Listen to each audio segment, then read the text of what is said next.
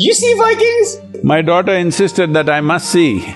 There might be a risk that governments will see this as a potential cop-out to deal with the carbon emissions. Sadhguru, this initiative that I've been looking at what you're doing is really incredible. What has blown my mind about what you're doing, it's something I had never even heard of before. This Save Soil movement can not only be an ecological movement, but also it's a way of creating a more inclusive humanity. It's time from lab we once again come back to the land, because it's on the land that life happens. Wow. Wow. You've blown my mind yet again. The highest number of suicides in America, of all the professions, it is the farmers. That is devastating.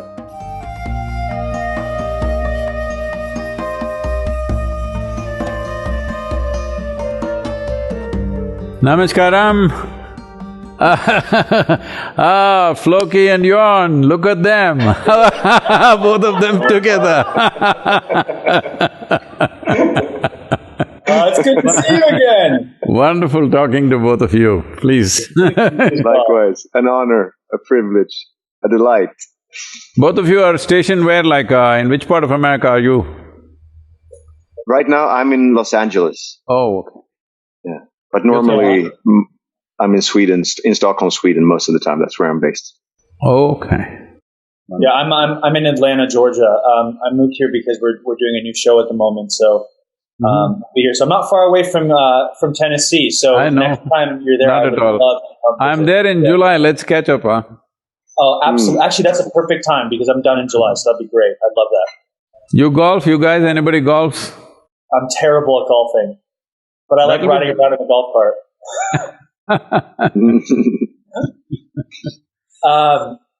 This Sadhguru, this initiative that I've been looking at what you're doing is really incredible. I'm so happy you finally get to meet one of my best friends, Gustaf, because he is I would say even more passionate about this than I am. Simply, and I'm very passionate about the environment. It's just that he's just taken the initiative to really educate himself on everything he's doing.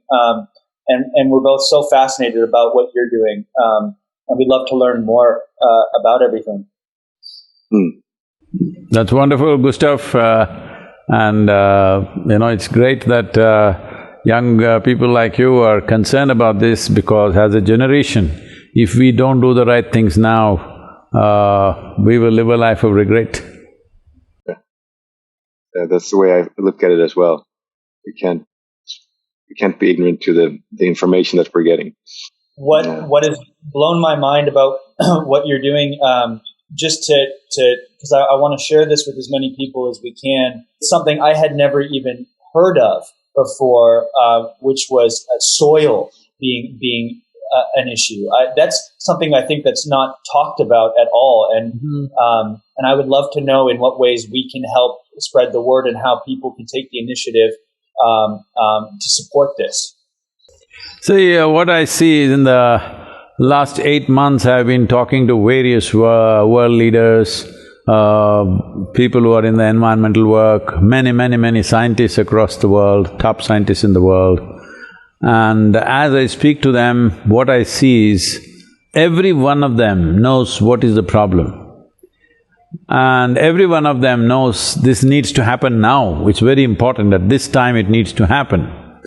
But I think everybody was waiting for one idiot who is willing to bell the cat, and here I am.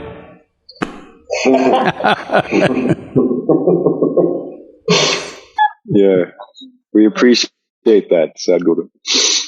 You appreciate me being an idiot? Come on, huh? Yes. You're the most Someone needs to go first.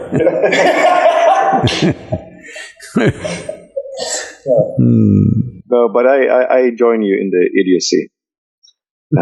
Definitely. So somewhere in Europe, maybe on the ride you can catch up with me. Yeah, I hope so. Yeah, definitely. So tell us a little bit about the ride. Well, it's starting on 21st of March, so it's just another 24 days away from today.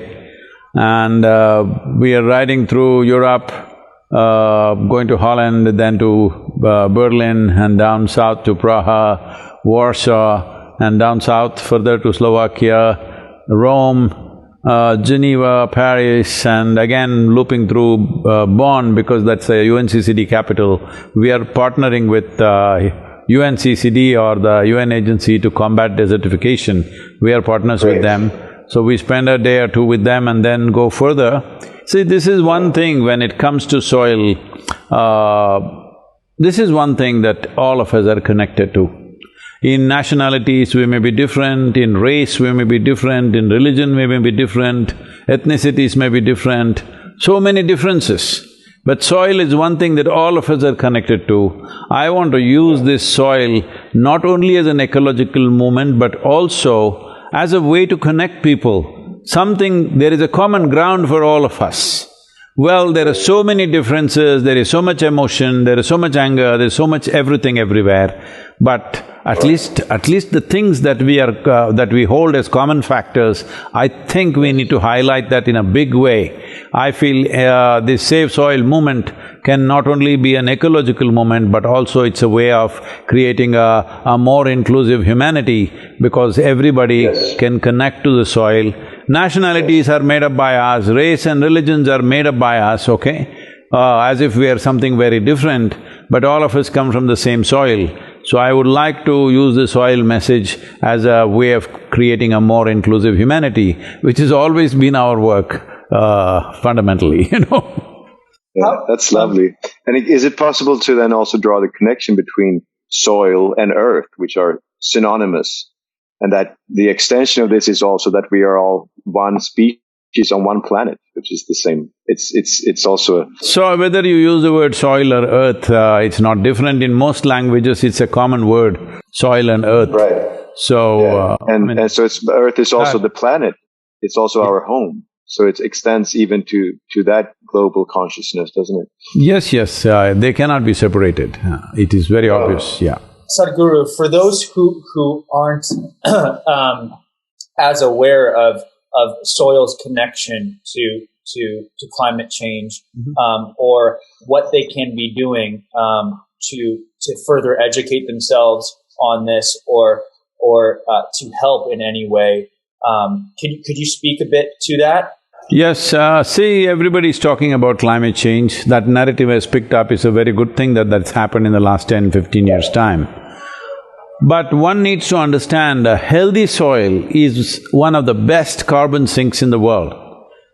It is the best, actually. It is even better than the ocean if you take in terms of square feet or square meters. Because the ocean has 2/3 of the surface, ocean is a bigger sink. But in terms of square footage, if you take a piece of ocean and a piece of land, the land or the soil is a much better carbon sink than even ocean surface. But at the same time, unhealthy soil, plowed and exposed soil, is a source of emission of both carbon dioxide and methane above all, which heats up the atmosphere almost 80 times more than carbon dioxide. So, the same thing can work as a carbon sink, as a way of capturing the carbon, or the same thing can exude, gases which will enhance the climate change or global warming. And the cropland and the desert lands have the lowest level of carbon in education per hectare, Croplands and desert lands have the lowest carbon in their vegetation. Any other place if to watershed areas or forests, the level of carbon in that vegetation and in the soil is very, very high. But these lands have the lowest. Deserts are it's another reality. We can't really go and fix the desert tomorrow morning. But the significance of agriculture land or croplands is, this is the only piece of land on the planet which amounts to 70% of the land on the planet, is that land which is every day tended to by human beings. The land that we are tending to, if you cannot transform, how are you going to go and transform the desert or the ocean or even the rainforest? How are you going to do anything about it? This is a land where every day there's a human hand on it. This is the land we should first turn it around. And it's possible to do it if we take the necessary steps, if you institute this in the policy of every nation. In 8 to 12 years, a massive reversal of what is happening right now can be done. Wow. What are some of those steps that would have to be implemented? See, we've produced a soil document, a common document for the world and also for every nation, based on its latitudinal positions, regions where they are, and the soil types that exist. We have identified 14 types of basic types of soil, and also the economic conditions of the region, and of course the agricultural traditions, because you cannot change agricultural traditions overnight. You will have to work with that. So considering all this, we have made a policy document for every nation, or in some cases for every region. Right now, all the Caribbean nations are signing up with us we are signing MOUs with them with the soil policy document, how to implement. We will do similar things with most nations. Maybe the large nations may not want to sign because they have their own systems to do it, but it's okay as long as they do it. But smaller nations, we're trying to sign up and handhold them in that direction. When you ask specifically what, see, there is one fundamental thing that we need to understand. When Alexander asked about what about climate change, essentially one important aspect of climate change is the amount of ppm per in the air around us. On an average, if it's 350, it is considered normal, but today we've reached 410. This 410 means 60 ppm extra.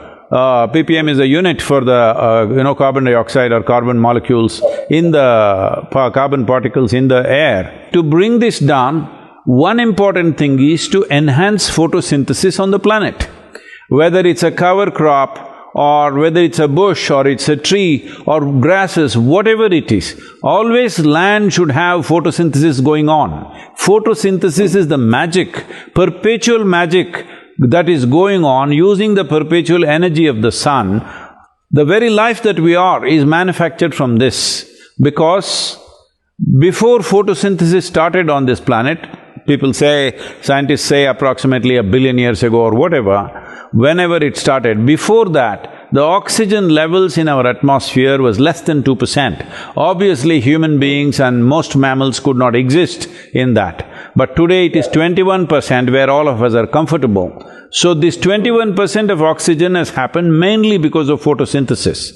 So right now if you look at human habitations, the lands that human beings have occupied, if you fly across the world, you will see the level of photosynthesis happening in every land that human beings have put their hands into is minimal or nothing, Large parts of the time in the for months on end in a year, there is nothing happening, it's just plowed and left open, killing all the microbial activity. The first 15 inches, 12 to 15 inches of soil is responsible for 87% of the life on the planet, including you and me. Today we are using machines where they're plowing almost like 12 to 14 inches deep and leaving it open to the sun. This is like we peel off our skin and stand in the sun, you will be screaming. That's exactly what the land is doing. Land is screaming, but nobody is hearing. So, the most important thing is always there must be a crop. If you have no yield crops coming, there must be a cover crop all the time.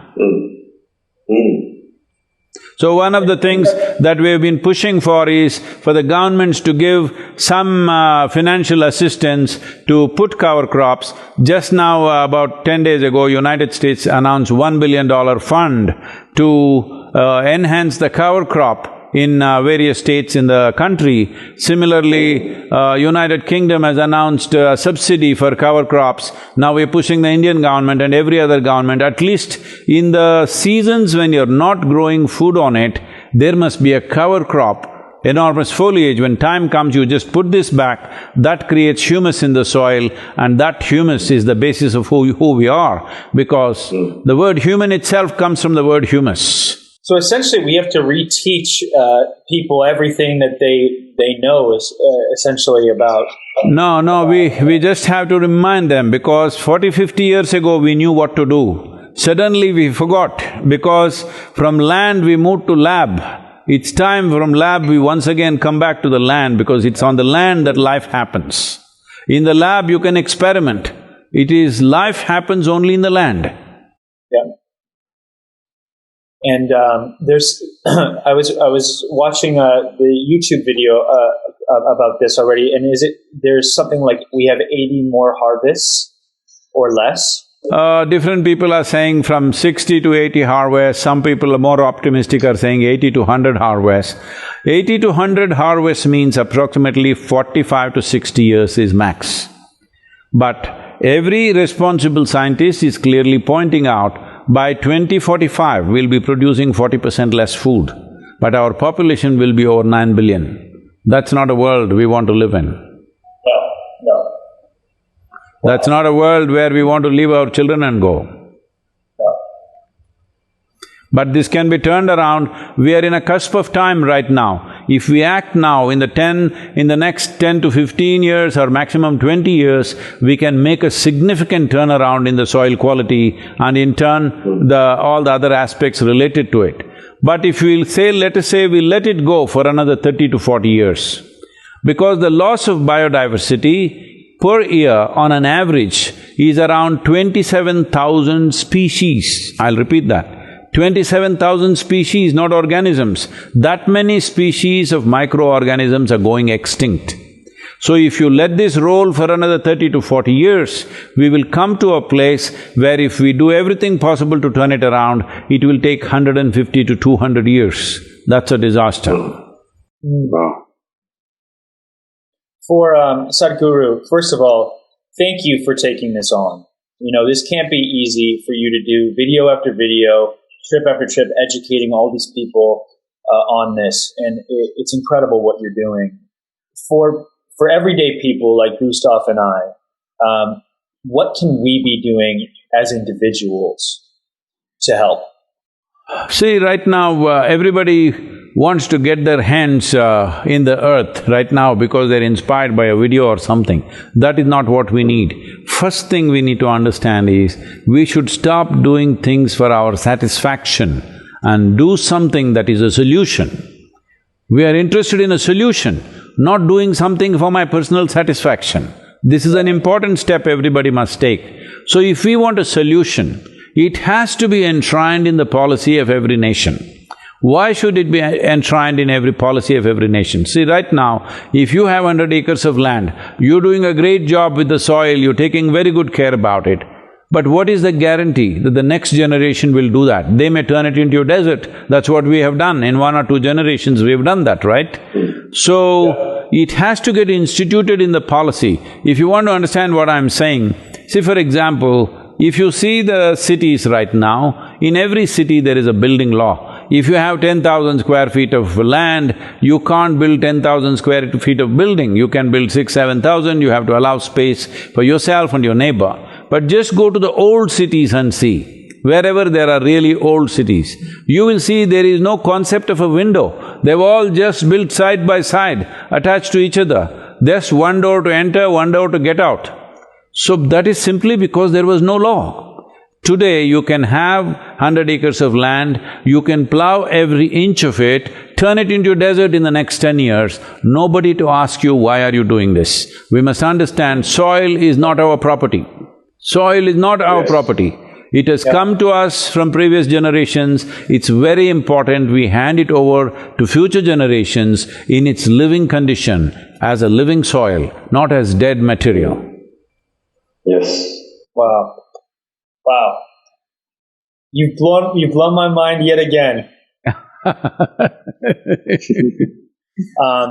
So when do you start your trip to begin this process of, so I understand you're meeting with politicians, people all over, trying to institute this one step at a time. It's your ride is something like 30,000 kilometers.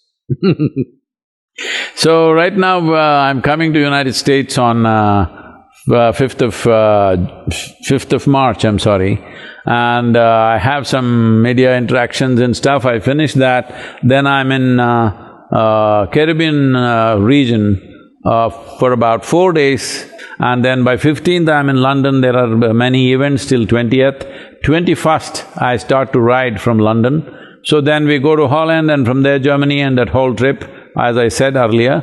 But on the way, I'm taking a 2-day break and going to Ivory Coast, because it is the UNCCD's COP15. 170 countries' representatives will be there. So I will be addressing them and also handing over these soil policy document to each nation, and we have written separate sections for every nation. For every nation we have made a separate book. So we will be giving it to those nations or whoever the representatives of those nations, and from then again I fly back to Riyadh, and from there I ride down to UAE, Muscat, and from Muscat I'm taking a boat with my motorcycle, and a 2.5 day trip to Indian coast. From there I'm riding for another 25 days.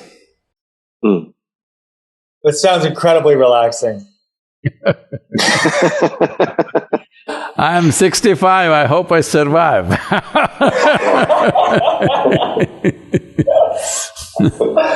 I thought before I'm too old and no good for anything, I must do this, because as a generation, if we don't do this, this is not going to be good. I'm not a doomsayer, but I'm saying we are in a situation where if we act now, we can turn this around. This is our challenge, this is our responsibility, and this is also our privilege, that we have the opportunity to turn around such a massive irregularity that we have created in the carbon chain. See, when you utter the word carbon today, a whole lot of people who are just reading textbooks, if you say carbon, they think it's some kind of poison, because they think carbon monoxide, carbon dioxide, whatever. But we are all carbon life, we are all carbon life. Every life that you see, whether it's a worm, insect, bird, animal, tree, you and me, we are all carbon life. Carbon is life. So this is a carbon chain that is going on. If you break one link of the chain will fall apart.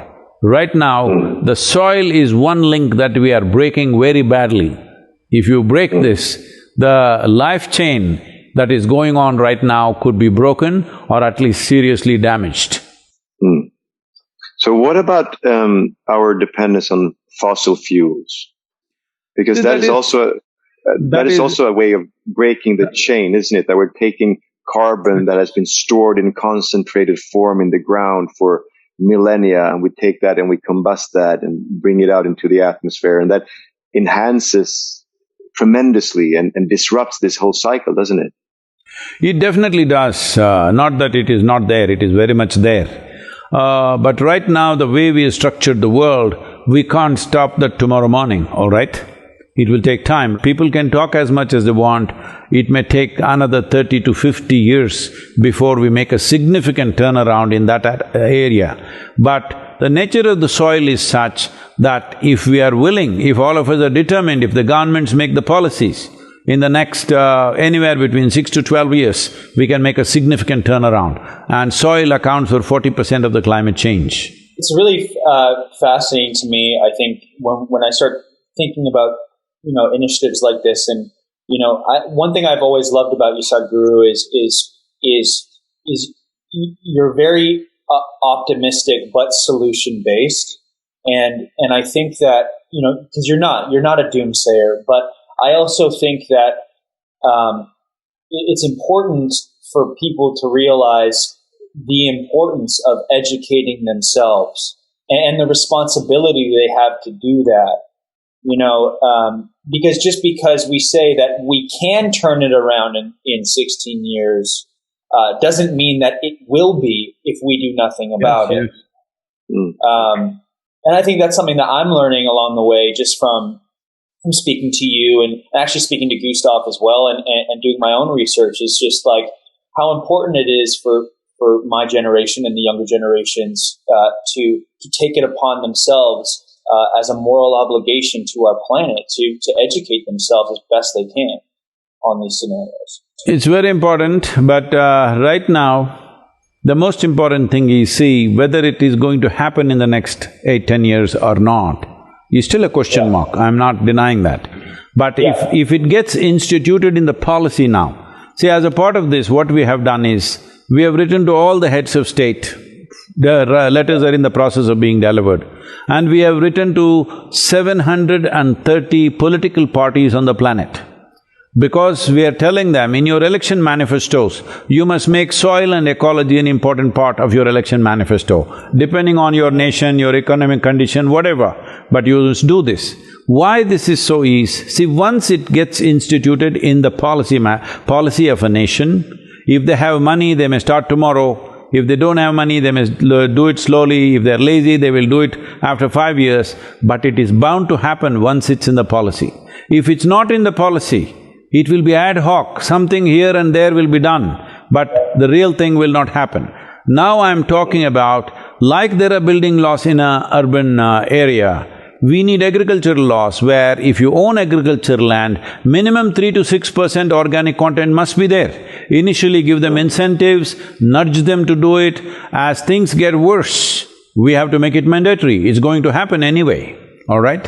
When things get bad, when food production gets hit, it will happen. But the reverse that can happen is, as already some of the agencies, UN agencies are speaking about, is to bridge the food shortages that will inevitably come after 2030. They're talking about making GMO crops the only way to do cropping in most of the countries, because they want to bridge that food crisis. When there is no food, eat some damn food. That is the philosophy. I agree with them, when there is no food, you have to eat something, that's fine. But that bridge will last only for 20 to 25 years. After that, when we crash, that will be a real crash, that will be a very bad crash. So the more sensible thing will be to enrich the soil. We are not advocating any particular kind of farming. It is for the farmer to decide what kind of farming he wants to do. But we are just asking, keep the soil alive for yourself and future generations. For this you need 3 to 6% organic content. Only then the soil will stay alive, otherwise soil will become sand. Can I ask you, Sadhguru, do you think most farmers, just out of curiosity, do you think, or at least from the people you've spoken to, do you think they know that, or do you think, and are ignoring it, or do you think that they're not even aware that soil needs 3 to 6% organic content in it? I have lived on the farms in India. Every farmer knew this 40 years ago, 50 years ago. There was simply no question. Everybody knew this. Whether they understood 3%, 6% or not, that's not the point. But if they took soil in their hand, they would always feel for the organic content, whether it's there or not. So they knew, and they always practiced that. Because India is a land where we have had organized agriculture for over 12,000 years. Probably the longest in the world. So 12,000 years we maintained and managed our soil richness, but in 40 to 50 years we've destroyed it, all right? Why this has happened is, somebody told them there is a better idea, all this picking up of dung and picking up bullshit, this picking up dung and putting into the land is all bullshit. So I will give you a magic powder, just throw it, everything will be fantastic. And it was. For some 3 to 8 years' time it worked in most lands. You threw the fertilizer and boom, everything came up like never before, all right? So, now they are paying the price after 15, 20, 25 years of fertilizer usage, and now the costs are simply going up to such a point that over 300,000 farmers in India have committed suicide in the last 20 years. Even in United States, people tell me that in the last 12 years, 50% of the American farmers have not seen $1 of profit, okay? And the highest number of suicides in America, of all the professions, it is the farmers. That is devastating. So the farmer always knew, but now he's forgotten because somebody, to sell whatever they want to sell, has advised him. But at the same time, I'm not against fertilizer, I'm not against pesticide, I'm not against anything. All I'm saying is, let's keep the soil as a living entity for ourselves and future generations. This is a must. But isn't some of the means in order to do that, to decrease fertilizers and pesticides? It's the other way around. If you increase the organic content, the need for fertilizer and pesticide will come down by itself. So I'm saying first increase the organic content. See, right now, suppose you take away all the fertilizer from the planet. your food production in the world will go down by 50 to 60%. Take away all the pesticides and fertilizers together, then your food production will go to something like 25 to 30% of what it is right now. So let us not talk about that. You cannot remove those things right now. This is all fanciful things. You do your house garden in an organic way and you think you can do it that way. If you look at the cost of production and what's coming out of it, you will know it can't provide food for the world. We are talking about world's food produce. So do not talk about impractical things. Increase the organic content. If you increase the organic content, for example, one thing I can say for sure is, if you increase the organic content to 8 to 10% in the soil, the irrigation requirement will come down to 30% of what is right now. To 70% of the water you will save. If you raise the organic content to 12 to 15%, your irrigation requirement will come down to 10 to 15%.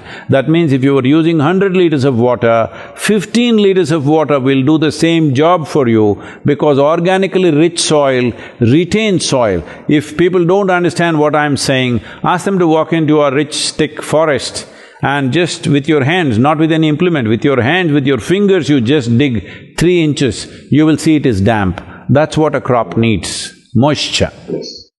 So, organic content, when you say that, what are some examples of just organic? You can't get it from the moon or Mars. There is only 2 sources of organic content, either, plant material or animal waste. These are the only 2 ways. You either need, a lot of plant material, that like cover crops and other things that you put back into the soil, or you need trees where you can use the leaves to fertilize the soil, or you need animal waste. There is simply no other way. Right now the problem is most farms don't have either trees or animals on them, agricultural farm. They have to bring their organic material, buy somewhere and bring it.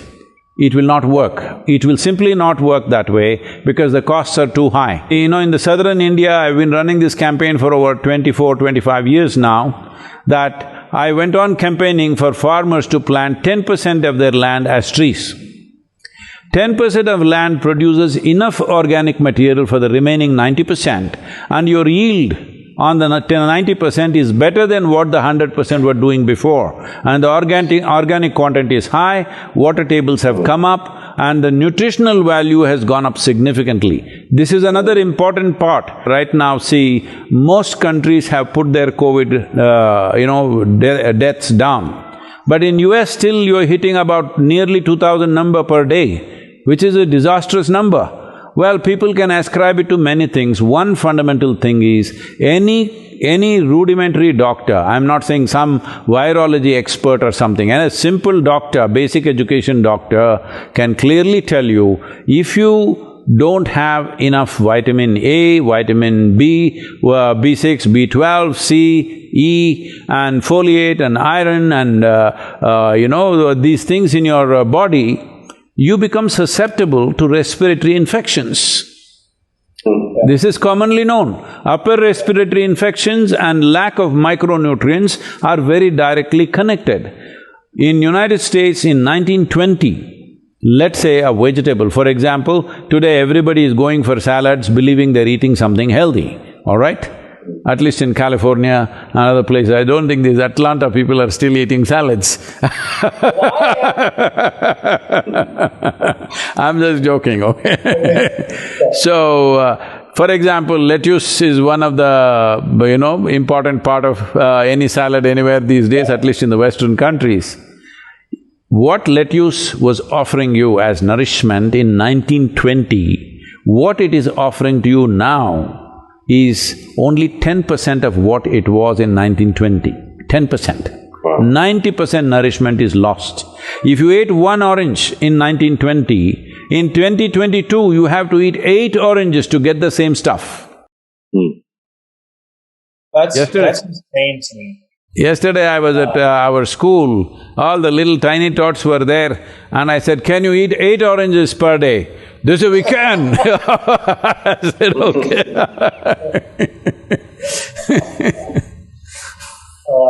They're not giving it to us, we can eat 8 oranges per day, they're saying. That's wild. I've been reading a few books about the nutrition content in food nowadays compared to how it was, and it is just truly staggering. But Sadhguru, I know you are so busy, and I can't thank you enough for your time, and it's always such a pleasure to see you. Thank you, and yourself and all the others of your tribe. I'm not talking about the Vikings, I'm talking about all the actors. The humans. You know, people… Well, the boss of my tribe, my wife, is in the room over, so she says hello as well. So make sure from March 21st for 100 days, the whole world should talk about soil. This is what is important. It's not about supporting me. They don't have to support me. They must talk about soil. If they do this on the social media platforms, we'll aggregate these numbers. If we move 3.5 billion people, which amounts to 60% of the world's electorate on the planet, then we can move the governments, we can give confidence to the governments that they can invest in this direction. Right now the problem is people have not spoken. It's time the people speak. March 21st. Yes. For that month.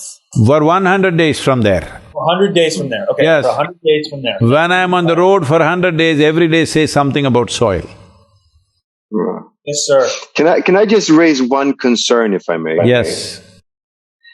Do you feel like there might be a risk that governments will see this as a potential cop-out to deal with the carbon emissions?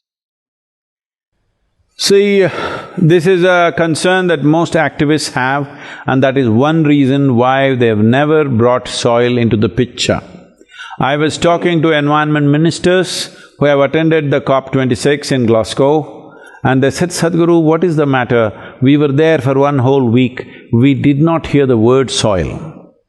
See, because you want to fix one industry, you leave a huge gap. In what way will enhancing the soil organic content will make oil companies, automobile companies escape that? Because that momentum has already happened. Most governments are committed, it's only a question of speed, all right?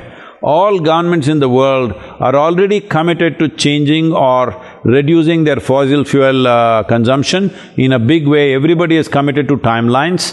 It is only a question of speed. But they're not acting on those timelines, though. No, and during the pandemic, they gave $370 billion in economical support to the fossil fuel industry.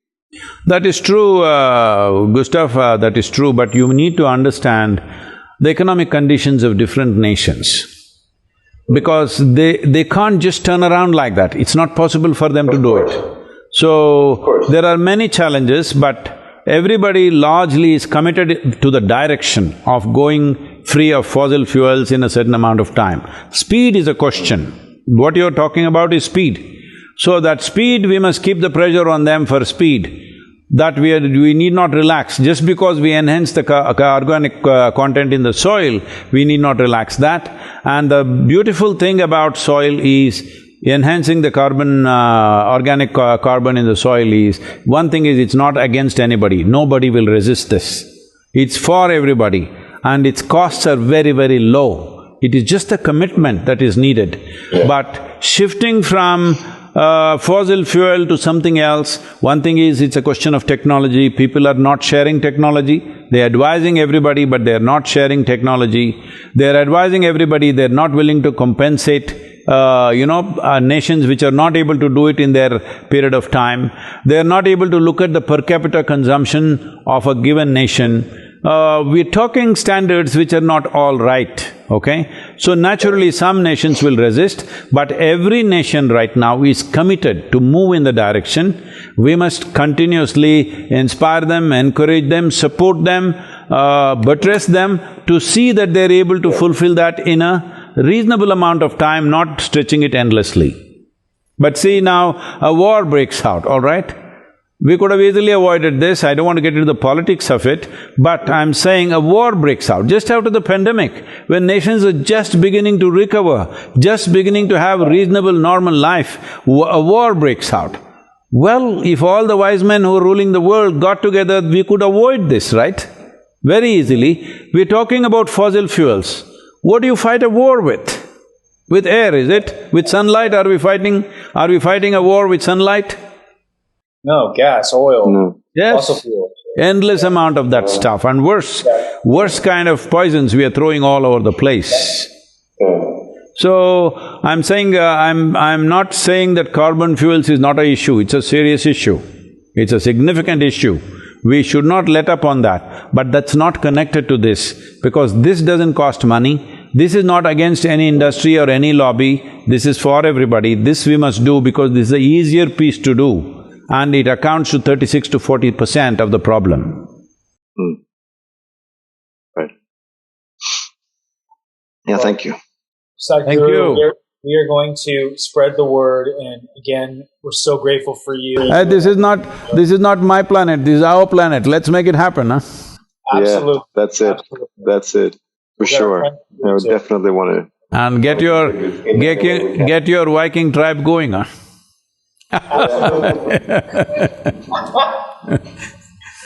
What other new work you're doing I have not seen, both of you. You see Vikings? I saw, because my daughter insisted that I must see. That's amazing, amazing. I don't know if you read it. I've met Jon and Floki, I just have to meet…